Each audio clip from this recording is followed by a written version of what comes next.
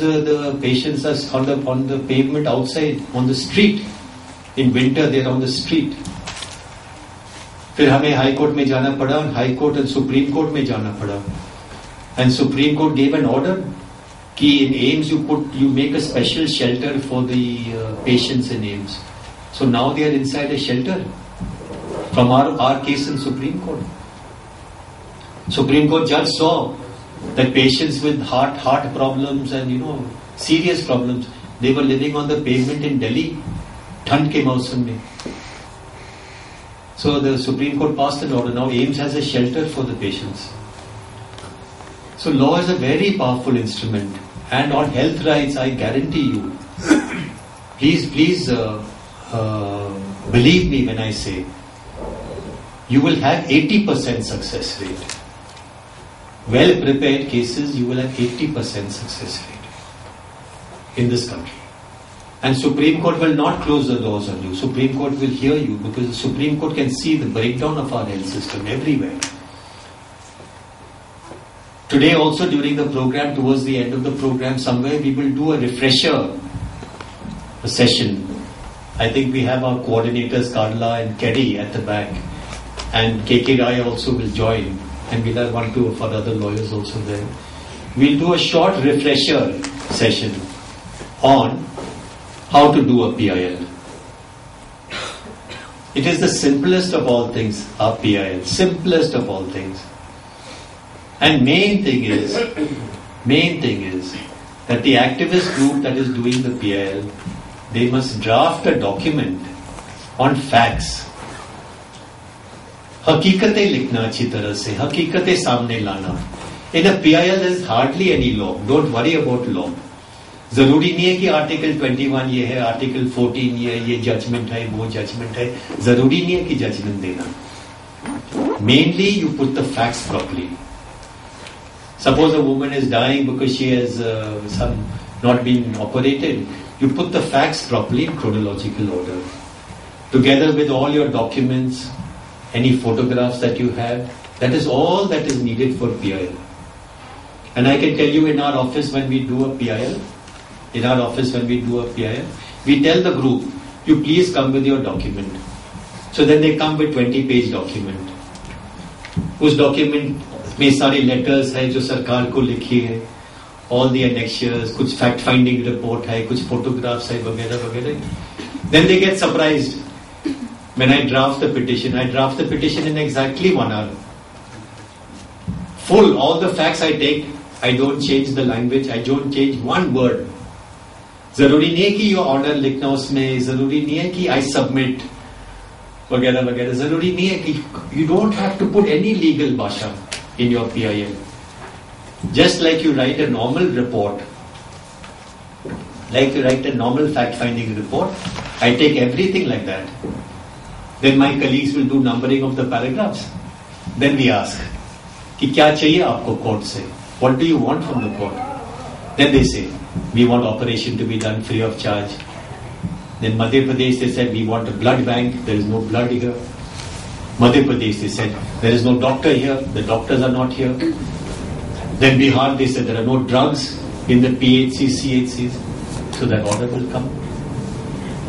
फिर ये order मिलने के बाद, what then? Because they will not implement the order. Then you want a monitoring committee. All right, we put monitoring committee. Then on monitoring committee, who do you want? You want this person, this person, this person. Very good. These are your own contacts. आपके friends हैं, आपके doctor friends हैं. ठीक है, लगा दो. Put that in the prayer clause कि हमें ये committee चाहिए monitoring committee के लिए. So it's very simple. It is actually your desire of the activist must come on paper. और वकीलों का काम ये है कि पूरा अनुभव जो है, without disturbing it, take that full experience और लिखित रूप में एक जनहित याचिका प्रिपेयर करना. So we will do a session also on PIL. And with that, my friends, I will stop. Thank you very much for coming. People have come from very far. But I can tell you that after each meeting, I think this is our 5th meeting. Where is Sanjay Sharma, who is the heart and brain behind all these meetings? He's sitting at the back. He's very unassuming. He will now help everybody and do. But he has organized, I think, the 5th meeting. This is our 5th meeting, Sanjay. 6th meeting, what? 6th meeting. Some meetings were in Goa, some meetings were in Delhi, some meetings were in Bombay. और हर meeting के बाद at least 5-6 PILs are done in the country. So we guarantee you, ये सिर्फ ऐसा गपशप करने का meeting नहीं होगा. इस मीटिंग के बाद definitely we will file in some of the high courts or in the Supreme Court. We will do at least about 5 or 6 PILs. That is a guarantee. And we'll get some results also. I'm quite confident. And now Mr. K.K. Roy for a few words about the power of the using the legal system. ऐसा बात से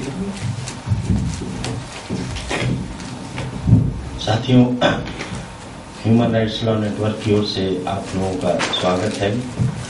मैं Uttar Pradesh human rights law network की ओर से काम कर रहा हूं और हिंदी में बोलना चाहूंगा आपको. खास तौर पे जो कॉलिन ने बात की उसको थोड़ा आगे बढ़ाते हुए कि हमारे एक छोटे से संगठन के प्रयास का परिणाम क्या आया इस राइट्स को जो कानून ने दिया, संविधान ने दिया, उसको प्राप्त करने में.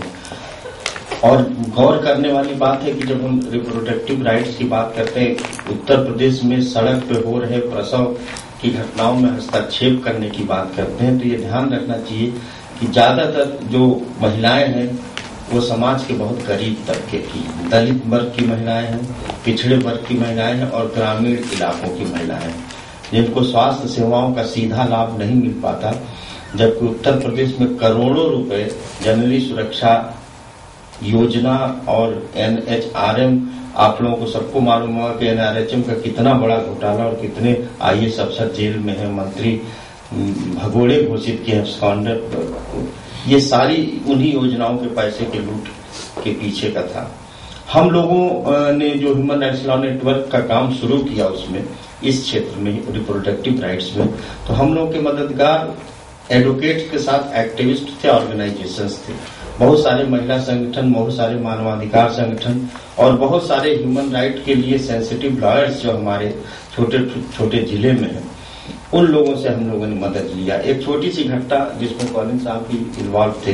बांदा जिले में एक दलित महिला अपने पति के साथ आई सरकारी जो राजकीय महिला अस्पताल जिसको कहते हैं, गवर्नमेंट वुमेन्स हॉस्पिटल में, और उसको परेशान करना शुरू किया. उसने बेड टिकट कटा लिया था और उसके बाद कहा कि सीरियस है, इसको ये लगेगा, ऑपरेशन कराना पड़ेगा. लेडी डॉक्टर अपना एक नर्सिंग होम चलाती थी, तो उस पर उन्होंने कहा कि नर्सिंग होम में ले जाओ, बच्चा मर जाएगा. करते करते उसकी जब हालत बहुत खराब हुई और उसके पति ने कहा मैं गरीब आदमी हूं, मैं पैसा नहीं दे सकता 1500 रुपए, तो इन लोगों ने डांट के भगाया उसको, क्योंकि औरत चिल्लाने लगी. वो प्रसव की पीड़ा जिसको कहते हैं, उसको दर्द हो रहा था. और हॉस्पिटल के ठीक गेट के सामने जहां एनएम बैठी हैं, डॉक्टर्स बैठे हैं, स्टाफ बैठा, उस सड़क पे दिन में करीब 10 बजे उसको बच्चा हुआ, बीच सड़क पे. समाज के लोगों ने साड़ी से, छाता से, कपड़े से, तौलिया से उसको जो एक प्राइवेसी होती है एक महिला के शरीर की, उसको देने की कोशिश की. और उसके बाद फिर वहां बड़ा आक्रोश हुआ लोगों को. ये सारी चीजें अखबार में छपी. अखबार में छपी तो रुद्र प्रसाद मिश्रा जी यहाँ पर बैठे हैं, वहाँ और मंजर भाई थे वहाँ पर, शिव कुमार जी जो PUCL और महिला संगठन के लोग थे. उन लोगों से संपर्क करके हम लोगों ने एक फैक्ट फाइंडिंग किया, फोटो का आधार बनाया, उस महिला का बयान लिया, उसके पति का बयान लिया, उसके ससुर का बयान लिया. डॉक्टर लोग हम लोगों को कोई सहयोग नहीं किए और PIL किया. PIL करने के लिए जो लीगल सपोर्ट हम लोगों ने चैनल ऑफिस से लिया, जो स्कीम्स हैं, जो प्रोविजंस हैं उत्तर प्रदेश में जो लागू हैं, उसमें ये तो हुआ कि तुरंत जो है ANM सस्पेंड हो गए, डॉक्टर सस्पेंड हो गए, इंक्वायरी बैठ गई, इंक्वायरी कमेटी ने उन लोगों को दोषी ठहराया. और इस तरह की लगातार कई घटनाएं हुई. फतेहपुर जिले में हुई, बांदा जिले में हुआ, चित्रकूट में हुआ, और ये लगातार हो भी रहा है. अभी हाल की खबर है कि सीतापुर में अस्पताल में झाड़ियों में बच्चे पैदा कराए जा रहे हैं. अस्पताल से निकाल के जो आसपास के झाड़ी आप अगर समझ रहे हो, और फोटोग्राफ के साथ वो खबर आई है. अभी पिछले दिनों मैं चित्रकूट गया था, 25 किलोमीटर के दायरे में 7 ऐसी घटनाएं, रुद्र प्रसाद जी बताएंगे, उन्होंने सब कलेक्ट किया. 7 ऐसी घटनाएं जहां पर अस्पताल से भगाए जाने पर किसी तरह की सुविधा से उनको मना कर दिए जाने पर या तो रास्ते में बच्चा हुआ या अस्पताल के पिछवाड़े हुआ या तो अस्पताल के गेट पे हुआ, और किसी भी तरह के उनकी चिकित्सीय सुविधा उनको नहीं दी गई। उसमें जब हम लोग उनके घर गए तो ये पता चला कि वहां पे जो आशा बहुओं का काम है कि वो प्रेगनेंसी के लिए चार्ट तैयार करें, उनको बीच बीच में उनका दवा इलाज कराएं, उनको इंस्टीट्यूशनल डिलीवरी के लिए अस्पताल ले जाएं, या उनके न्यूट्रिशन की व्यवस्था करें, या कोई बच्चा हो गया तो आंगनबाड़ी के तहत उनको कोई न्यूट्रिशन की चीज दें। ये सब नदारत है। जिस तरह का एक पॉलिटिकल और पूरा ब्यूरोक्रेसी का करप्शन उत्तर प्रदेश या हिंदी प्रांतों में है, उसमें इस तरह की योजना खास तौर पे जो महिला के कल्याण से और बच्चे के कल्याण से और दलित के कल्याण की जितनी भी योजनाएं हैं वो सब धरी की धरी रह गए। इस तरह के 4-5 केसेस 6 केसेस हम लोगों ने फैक्ट फाइंडिंग के बेसिस पे किया, और जैसे कॉलिन साहब कह रहे थे वो हम लोग की विश्वसनीयता बस इतनी ही है कि हम उस बहुत जिम्मेदार और असरदार लोगों के मदद से यह काम कर रहे हैं, और उनकी फैक्ट फाइंडिंग बहुत ही विश्वसनीय होती है। हम लोग की दिक्कत यह है कि हम एक ऐसे हाई कोर्ट में प्रैक्टिस कर रहे हैं जहां 180 की जगह 80 जज भी नहीं है, जहां मुकदमे नहीं होते हैं, और इसीलिए जब केस आगे बढ़ता जाता है तो बीच बीच में कभी आनंद, कभी संजय शर्मा जी, अक्सर कॉलिन साहब हम लोग को डांटते रहते हैं कि मुकदमा आगे क्यों नहीं बढ़ रहा है। तो ये सारी चीजें हैं जो पूरी जो जुडिशरी का जो सिस्टम है जिसमें हम लोग जो परेशानी महसूस कर रहे हैं, लेकिन इन प्रांतों में इसकी पूरी गुंजाइश है। आप नसबंदी वाली स्टेरिलाइजेशन की बात कर रहे हैं, आज भी हमारे इलाके में कैंप के जरिए बरामदों में लिटाकर तुरंत करिए, तुरंत उनको घर भेजने की गांव वापस कर दीजिए, बिना कंसेंट के आए हैं इलाज कराने, नसबंदी करा दिए, बीमारी कुछ है उसके बाद उन्होंने कोटा पूरा करने के लिए उनकी नसबंदी कर दी महिलाओं की। इस तरह के केस सुप्रीम कोर्ट के ऑर्डर के बावजूद भी जो कॉलिन साहब जिसका जिक्र किए थे, ये बदस्तूर जारी है हमारे उत्तर प्रदेश में भी, और मैं समझता हूँ कि झारखंड, बिहार, छत्तीसगढ़ में भी ये सिलसिला चल रहा होगा। तो जरूरत इस बात की है कि जो ह्यूमन राइट्स लॉ नेटवर्क बहुत असरदार ढंग से हस्तक्षेप कर पा रहा है, उसका एक बहुत बड़ी बुनियादी सच्चाई है कि वहां के बाकी जन संगठनों से, मानवाधिकार संगठनों से, महिला संगठनों से और बाल अधिकार के संगठनों से उसका एक जीवंत रिश्ता है। बादा वाले बच्चे के बारे में जो मैंने बताया, वो बच्चा बच तो गया, लेकिन वो बहुत बड़ी शर्मनाक घटना थी जिसमें उच्च न्यायालय के हस्तक्षेप से लोग दंडित हुए, लेकिन जो एक जजमेंट आना चाहिए हाई कोर्ट का वो नहीं आ पा रहा। और इस तरह के सारे केसेस में यही स्थिति है। अगले साल जब कॉलिन साहब ने जब बुंदेलखंड का दौरा किया फार्मर सुसाइड के सवाल पे, तो वो बच्चा को लेकर उसकी माँ आई थी कॉलिन साहब से मिलने, और कॉलिन ने कहा कि ये जो है ये चाइल्ड ऑफ गॉड है, ये इसको ईश्वर ने बचाया, नहीं तो यहाँ की जो व्यवस्था है, जो सरकार है, जो स्वास्थ्य सेवाएं हैं, इसको सुनिश्चित मौत की तरफ इसको ढकेल रही थी। और इसके